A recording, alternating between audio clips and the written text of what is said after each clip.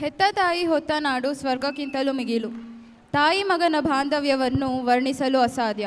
ಇದನ್ನು ನಾಟಕದಲ್ಲಿ ನೋಡಿ ಆನಂದಿಸೋಣ. ನಮ್ಮ ಶಾಲೆಯ ವಿದ್ಯಾರ್ಥಿಗಳಿಂದ ನಿರ್ದೇಶನ ಮಾಡಿದವರು ಸಮ್ರಾಟ್ ಸರ್ ಮತ್ತು Bhima sir. Aren't our relationship in the families getting strained these days? What do we do? Might be this simple drama showing relationship between the mother and son be an eye-opener to all of us. Drama choreographed by Samrat sir.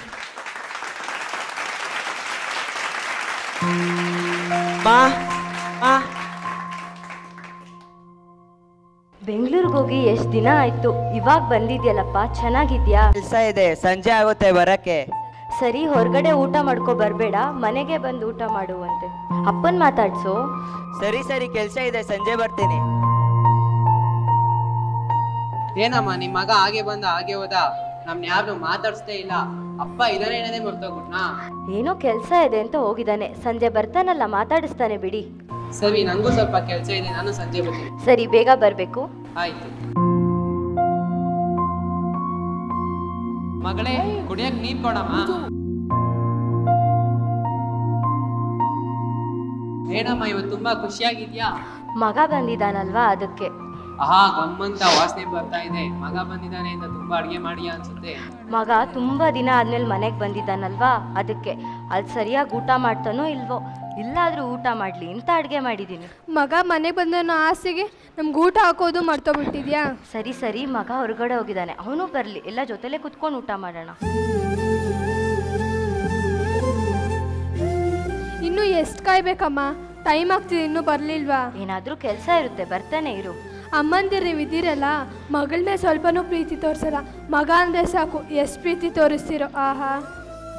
ಅಮ್ಮ ಅಮ್ಮ, ಬಂದೇನಪ್ಪ, ಬಾ, ಕೈಕಾಲು ಮುಖ ತೊಳ್ಕೊ ಬಾ, ಹೋಗಪ್ಪ.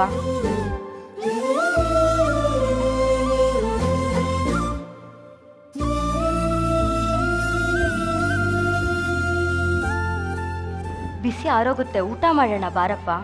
ಊಟನಾ? ಹೊರಗಡೆ ಊಟ ಮಾಡ್ಕೊಂಡು ಬಂದೆ. ಏನು ಹೊರಗಡೆ ಊಟ ಮಾಡ್ಕೊಂಬಂದ?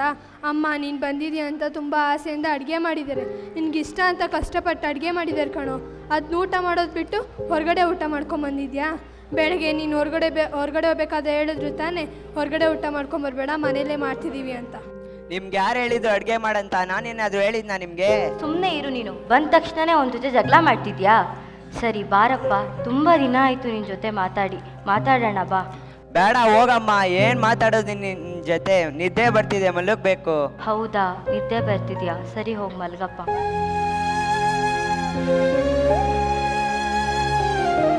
ಅಲ್ಲ ಅಮ್ಮ, ನೀನು ಎಷ್ಟು ಕಷ್ಟಪಟ್ಟು ಅಡುಗೆ ಮಾಡಿದ್ಯಾ, ಅವ್ನು ನೋಡಿದ್ರೆ ಹೊರಗಡೆ ಊಟ ಮಾಡ್ಕೊಂಬಂದೆ ಅಂತಿದ್ದಾನೆ. ನಿನ್ನ ಕೈ ಅಡುಗೆ ಊಟ ಮಾಡೋಕೆ ಋಣ ಇಲ್ಲಮ್ಮ ಅವನಿಗೆ. ಹೇ, ಹಾಗೆಲ್ಲ ಹೇಳ್ಬೇಡ, ಎಷ್ಟೇ ಆದರೂ ನನ್ನ ಮಗ, ನಿಂಗೆ ಯಾಕೆ ಕೋಪ? ಕೋಪ ಏನೂ ಇಲ್ಲ ಅಮ್ಮ, ಮಗ ಬಂದಾನೆ ಮನೆಗೆ ಅಂತ ತುಂಬ ಖುಷಿ ಪಡ್ತಿದ್ದೀರಾ. ಆದರೆ ಒಂದು ಮಾತು, ಚೆನ್ನಾಗಿದ್ದೀರಾ ಅಮ್ಮ, ಚೆನ್ನಾಗಿದ್ದೀರಾ ಅಪ್ಪ ಅಂತ ಒಂದು ಮಾತು ಬರಲಿಲ್ಲ ಅವನ ಬಾಯಿಂದ. ನಾನು ನೋಡ್ತಾನೆ ಇದ್ದೀನಿ, ಮಗ ಮನೆಗೆ ಬಂದಾಗಿಂದ ರೇಗಾಡ್ತಾನೆ ಇದ್ದೀರಲ್ಲ. ಅಪರೂಪಕ್ಕೆ ಬಂದಿದ್ದಾನಲ್ವಾ, ಅದಕ್ಕೆ ಕೇಳೋದು ಮರ್ತಿರ್ತಾನೆ. ಹೌದು, ಅವನ ಅಪ್ಪ ಅಮ್ಮನೇ ಮರ್ತಿದ್ದಾನೆ, ಅದಾದರೂ ಗೊತ್ತಾಗಿದೆಯಾ ನಿನಗೆ? ಅಮ್ಮ ನೀವೇ ಹೇಳಿದ್ರಲ್ಲ ಎಲ್ಲರೂ ಜೊತೆ ಕೂತ್ಕೊಂಡು ಊಟ ಮಾಡೋಣ ಅಂತ, ಅವ್ನು ನೋಡಿದ್ರೆ ಹೊರಗಡೆ ಊಟ ಮಾಡ್ಕೊಂಬಂದವನೇ. ಸರಿ ಸರಿ, ನೀನಾದರೂ ಊಟ ಮಾಡು ಬಾ. ನನಗೆ ಹೊಟ್ಟೆ ತುಂಬಿದೆ, ನಂಗೆ ಬೇಡ, ನಾನು ಮಲಗ್ತೀನಿ. ನೀವಾದರೂ ಊಟ ಮಾಡಿ ಬನ್ನಿ. ಬೇಡ ಕಣಮ್ಮ, ಇಂಥ ಮಗ ನೋಡಿ ನಂಗೆ ಹೊಟ್ಟೆ ತುಂಬಾಯ್ತು, ನಾನು ಮಲ್ಕೊಳಕ್ ಹೋಯ್ತೀನಿ. ಮಗ ಮಗ, ಏನಮ್ಮ? ಸುಸ್ತಾಗಿದ್ಯಲ್ಲ, ಕಾಲೊತ್ಲೇನಪ್ಪ? ಬೇಡ ಹೋಗಮ್ಮ, ಸುಮ್ಮನೆ ನೆಮ್ಮದಿಯಾಗಿ ಮಲ್ಕೊಳಕಾರ್ದು ಬಿಡು.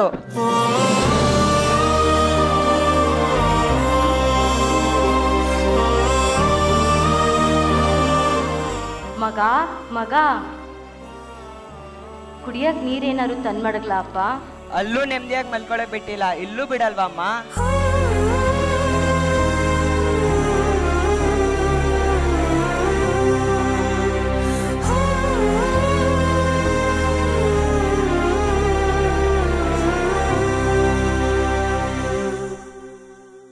ಮಲ್ಗಿಲ್ವಾ?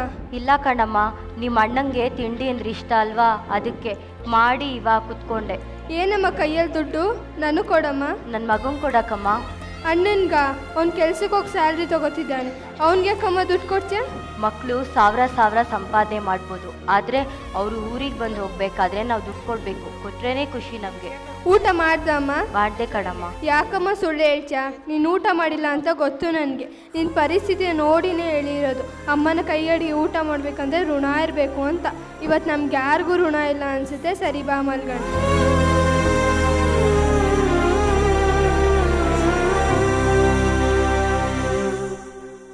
ಇವಾಗ ಟೈಮ್ 5 ಗಂಟೆ ಆಗಿದೆ. ಇವಾಗ ಹೋಗ್ತೀನಿ ಅಂತ ಹೇಳಿದ್ರೆ ಸುಮ್ಮನೆ ತಲೆ ತಿಂತಾರೆ. ಹೇಳ್ದೆ ಹೋಗದೆ ವಾಸಿ.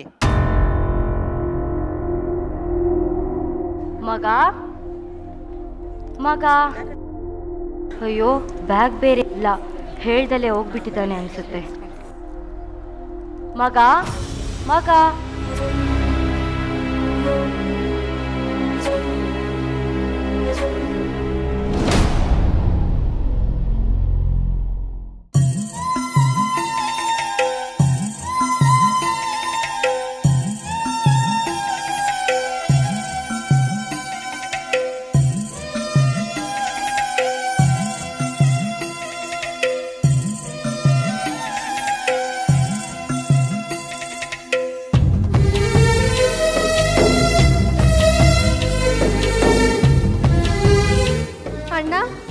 ಅಣ್ಣ, ಅಮ್ಮ ಎಲ್ಲೋದ ಅಣ್ಣ? ಎಲ್ಲೂ ಕಾಣಿಸ್ತಿಲ್ಲ. ಅವನು ಯಾರಿಗೂ ಹೇಳ್ದಲ್ಲೇ ಹೋಗ್ಬಿಟ್ಟಿದ್ದಾನಮ್ಮ. ಅಳ್ಬೇಡ, ಸುಮ್ಮನಿರಮ್ಮ. ಇಂಥ ಮಗನ ಪಡೆಯೋಕ್ಕೆ ಎಷ್ಟು ದೇವಸ್ಥಾನ ಸುತ್ತಿದ್ಯಾ, ಎಷ್ಟು ವ್ರತ ಮಾಡಿದ್ಯಾ, ಎಷ್ಟು ಕಷ್ಟಪಟ್ಟಿದ್ಯಾ, ಅಷ್ಟು ಕೃತಜ್ಞತೆ ಕೂಡ ಇಲ್ಲ ಅವನಿಗೆ. ಅವನು ನನ್ನ ಮಗ ಕಣೆ, ಅವನೆಲ್ಲೇ ಇದ್ರೂ ಚೆನ್ನಾಗಿರ್ಬೇಕು ಅಷ್ಟೇ. ಅಮ್ಮ, ಅವ್ನು ಚೆನ್ನಾಗಿರ್ತಾನೆ, ನೀವು ಫಸ್ಟ್ ಚೆನ್ನಾಗಿರಿ, ನಾನು ಇದ್ದೀನಿ ಅಂತ ಮರಿಬೇಡಿ.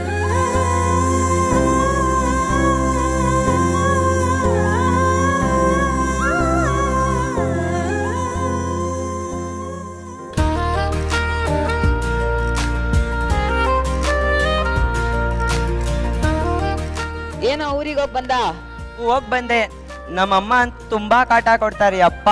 ಅಮ್ಮ ಅಂದ್ರೆ ಹಾಗೆ ಕಣೋ, ನಿನ್ ಬಿಟ್ರೆ ಯಾರೋ ಇದ್ದಾರೆ. ಕೋಪ ತೋರಿಸ್ಬೇಕು ಅಂದ್ರು ನಿನ್ ಮೇಲೆ ತೋರಿಸ್ಬೇಕು, ಪ್ರೀತಿ ತೋರಿಸ್ಬೇಕು ಅಂದ್ರು ನಿನ್ ಮೇಲೆ ತೋರಿಸ್ಬೇಕು. ಸರಿ, ನಿಮ್ಮಮ್ಮ ಚೆನ್ನಾಗಿದ್ದಾರಾ? ಇರ್ಬೇಕು, ನಾನೇನು ಕೇಳಿಲ್ಲ.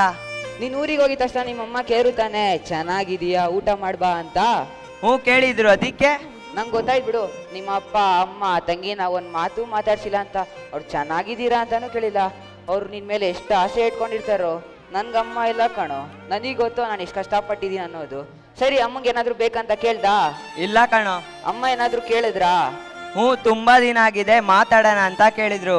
ಆದ್ರೆ ನಿದ್ದೆ ಬರ್ತಿದ್ದು, ಹೋಗಿ ಮಲ್ಕೊಂಡೆ. ಸರಿ, ಅಪ್ಪ ಅಮ್ಮ ತಂಗಿಗೆ ಏನಾದ್ರು ತಗೊಂಡೋಗಿದ್ದ? ಇಲ್ಲ, ಏನು ತಗೊಂಡೋಗಿರ್ಲಿಲ್ಲ. ಅಯ್ಯೋ, ನಿನ್ ಜೊತೆ ಮಾತಾಡ್ಬೇಕು ಅಂತ ಅಷ್ಟೇ ತಾನೇ ಕೇಳಿದ್ದು. ದುಡ್ಡು ಬೇಕು, ಬಟ್ಟೆ ಬೇಕು ಅಂತ ಕೇಳಿದ್ರ, ಅಥವಾ ಆಸ್ತಿ ಮಾಡ್ಕೊಡು ಅಂತ ಕೇಳಿದ್ರ? ಇಲ್ಲ ತಾನೇ.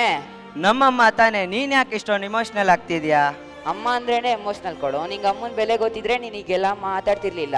ನಿಂಗೆ ಇಷ್ಟ ಅಂತ ಅಡ್ಗೆ ಖಂಡಿತ ಮಾಡಿರ್ತಾರೆ. ನೀನು ಊಟ ಮಾಡೋವರೆಗೂ ಅವರು ಊಟ ಮಾಡಿರಲ್ಲ, ನೀನು ಮಲ್ಗೋವರೆಗೂ ಅವರು ಮಲಗಿರಲ್ಲ.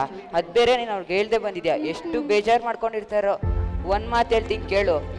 ಅಪ್ಪ ಅಮ್ಮ ತಂಗಿನ ಬಿಟ್ಟು ಬೆಂಗಳೂರಿಗೆ ನೆಮ್ಮದಿಯಾಗಿರ್ಬೇಕು ಅಂತ ಬಂದೆ. ಯಾವತ್ತಾದರೂ ನೆಮ್ಮದಿಯಾಗಿದ್ದ? ನೀನೇ ಹೇಳು. ಅದೇ ಏನೆಂದ್ರು ಊರಲ್ಲಿ ಕೆಲಸ ಮಾಡಿಕೊಂಡು ಅಪ್ಪ ಅಮ್ಮ ತಂಗಿ ಜೊತೆ ಕಷ್ಟ ಸುಖ ಹಂಚ್ಕೊಂಡಿದ್ರೆ ನೀನೇ ಹೇಳ್ತಿದ್ದೆ ನೆಮ್ಮದಿ ಅನ್ನೋದು ಎಲ್ಲಿದೆ ಅಂತ. ಏನ್ ಮಾಡೋದು, ಪರಿಸ್ಥಿತಿ ಆಗಿದೆ, ಎಲ್ಲದಕ್ಕೂ ದುಡ್ಡು ಬೇಕು. ದುಡ್ಡು ಬೇಕು ಕಣೋ, ಹಾಗಂತ ತಂದೆ ತಾಯಿನ ದೂರ ಮಾಡ್ಕೊಳ್ಳೋಷ್ಟು ಪರಿಸ್ಥಿತಿಗೆ ಹೋಗ್ಬಾರ್ದು. ನೀನೇ ಹೇಳ್ದೆ ತಾನೆ, ನಮ್ಮ ಅಪ್ಪ ಅಮ್ಮಂಗೆ ಮದುವೆಗೆ 5-6 ವರ್ಷ ಆದ್ಮೇಲೆ ಹುಟ್ಟಿದ್ದೀನಂತ. ಎಷ್ಟು ದೇವಸ್ಥಾನ ಸುತ್ತಿರ್ತಾರೋ, ಎಷ್ಟು ವ್ರತ ಮಾಡಿರ್ತಾರೋ, ಎಷ್ಟು ಹಾಸ್ಪಿಟಲ್ ಸುತ್ತಿರ್ತಾರೋ, ಎಷ್ಟು ಜನ ನಿಮ್ಮ ಅಮ್ಮಂಗೆ ಬಂಜೆ ಅಂತ ಕರೆದಿರ್ತಾರೋ, ಇಷ್ಟೆಲ್ಲ ಕಷ್ಟಗಳನ್ನ ಅನುಭವಿಸಿರ್ತಾರೋ. ಕರುಣಾಮಯಿ ತ್ಯಾಗಮಯಿ ಕಣೋ ಅಮ್ಮ. ದೂರ ಹೋದರು ಎಲ್ಲೇ ಇದ್ದರು ನೀನೇ ಮರೆತರು ತಾಯಿ ಮರೆಯಲ್ಲ.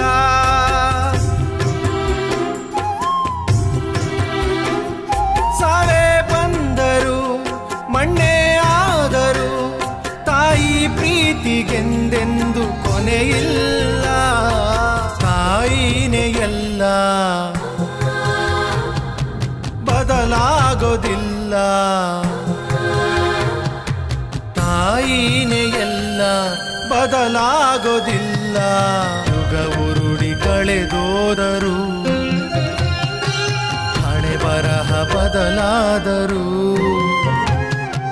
ಬೇಡುವ ಅಯ್ಯೋ ನಾನು ತಪ್ಪು ಮಾಡ್ಬಿಟ್ಟೆ ಕಣೋ. ನಮ್ಮಮ್ಮ ಅಪ್ಪ ತಂಗಿನ ಒಂದು ಮಾತು ಕೇಳಿಲ್ಲ ಚೆನ್ನಾಗಿದ್ದೀರಾ ಅಂತ, ಊಟ ಮಾಡಿದ್ದೀರಾ ಅಂತ ಕೇಳಿಲ್ಲ, ಕಷ್ಟ ಸುಖನೂ ಕೂಡ ಕೇಳಿಲ್ಲ ಕಣೋ. ಸರಿ ಸರಿ ಕಾಲ್ ಮಾಡಿ ಮಾತಾಡ್ಸು.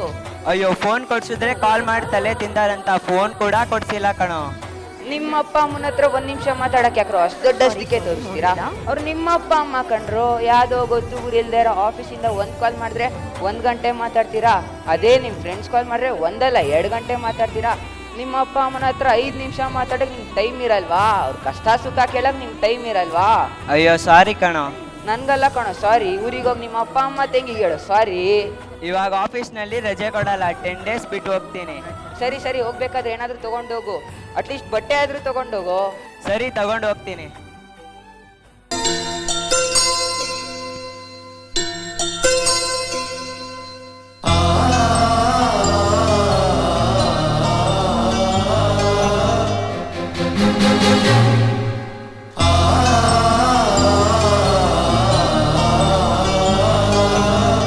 ತೊಟ್ಟಿಲು ತೂಗೋಳಿಗೆ ಚಟ್ಟವ ಕಟ್ಟೋದೆಗೆ ಹೋದಳು ಬಂದ ಊರಿಗೆ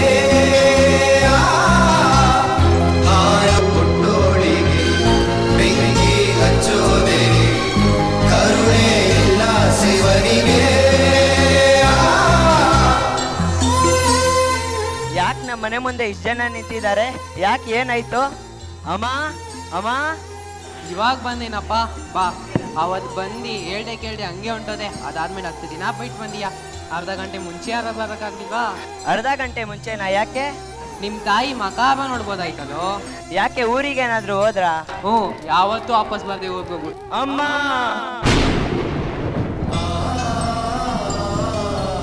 ಅಮ್ಮ ನಾನು ತಪ್ಪು ಮಾಡ್ಬಿಟ್ಟೆ ಅಮ್ಮ. ನಿನ್ ಜೊತೆ ಮಾತಾಡ್ಬೇಕಾಗಿತ್ತು, ಆದ್ರೆ ನಾನು ಹೇಳ್ದೆ ಹೋದೆ ಅಮ್ಮ. ಸಾರಿ ಅಮ್ಮ.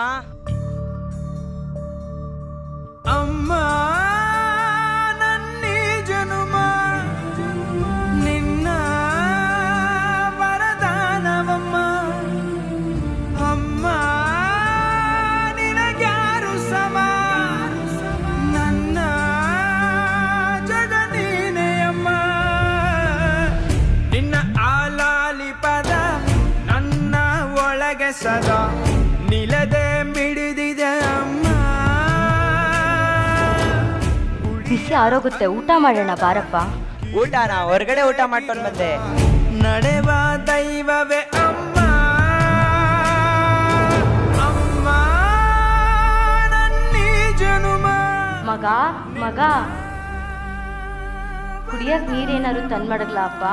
ಅಲ್ಲೂ ನೆಮ್ಮದಿಯಾಗಿ ಮಲ್ಕೊಳಕ್ ಬಿಟ್ಟಿಲ್ಲ, ಇಲ್ಲೂ ಬಿಡಲ್ವಾ ಅಮ್ಮ?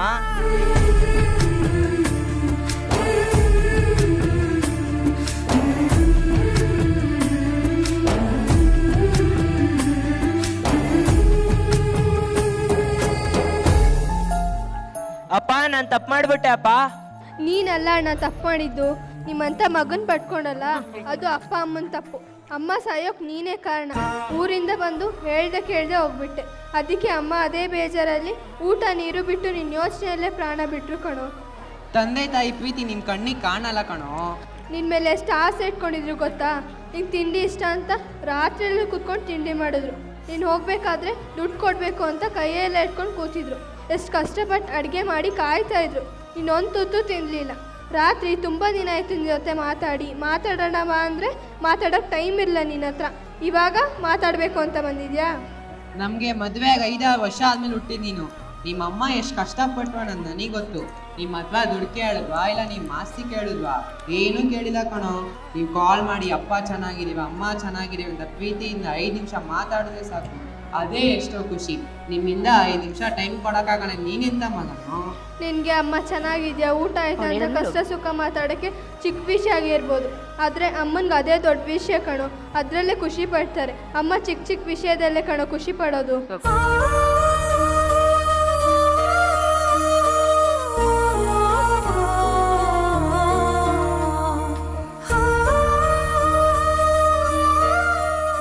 ದುಡ್ಡು ಕೊಟ್ಟು ಬೇಕಾಗಿರೋದೆಲ್ಲ ತಗೋಬಹುದು, ಆದರೆ ಅಮ್ಮನನ್ನು ಕಳ್ಕೊಂಡ್ರೆ ಮತ್ತೆ ಎಷ್ಟೇ ದುಡ್ಡಿದ್ರೂ ವಾಪಸ್ ಪಡ್ಕೊಳ್ಳೋಕ್ಕೆ ಆಗುವುದಿಲ್ಲ. ಅಮ್ಮನ ಪ್ರೀತಿಯಲ್ಲಿ ಮೋಸ ಇರುವುದಿಲ್ಲ. ಅಮ್ಮ ಅಂದರೆ ಮಮತೆ, ಕಾಳಜಿ, ನಿಸ್ವಾರ್ಥ ಪ್ರೀತಿಯ ಸಂಕೇತ. ತಂದೆ ತಾಯಿ ತೀರ್ಕೊಂಡ್ಮೇಲೆ ಅವರಿಗೆ ಈ ತಿಂಡಿ ಅಂದರೆ ಇಷ್ಟ, ಈ ಬಟ್ಟೆ ಅಂದರೆ ಇಷ್ಟ, ನಾನ್ ವೆಜ್ ಅಂದರೆ ಇಷ್ಟ. ಅದೇ ಅಪ್ಪ ಅಮ್ಮ ಬದುಕಿರುವಾಗ ದುಡ್ಡು ಖರ್ಚು ಮಾಡಿ ಊಟ ತಿಂಡಿ ಬಟ್ಟೆ ತಂದುಕೊಟ್ರೆ ಅವರು ಖುಷಿ ಪಡುತ್ತಾರೆ.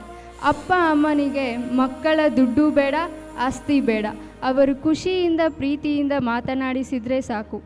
ಮಕ್ಕಳಿಗಾಗಿ ತಮ್ಮ ಸರ್ವಸ್ವವನ್ನು ಧಾರೆ ಎರೆದು ಮಕ್ಕಳ ಸಂತೋಷದಲ್ಲಿ ತಾವು ಸಂತೋಷ ಪಡುವ ಪೋಷಕರನ್ನು ಚೆನ್ನಾಗಿ ನೋಡಿಕೊಳ್ಳುವ ಜವಾಬ್ದಾರಿ ಮಕ್ಕಳ ಮೇಲೆ ಇರುತ್ತದೆ.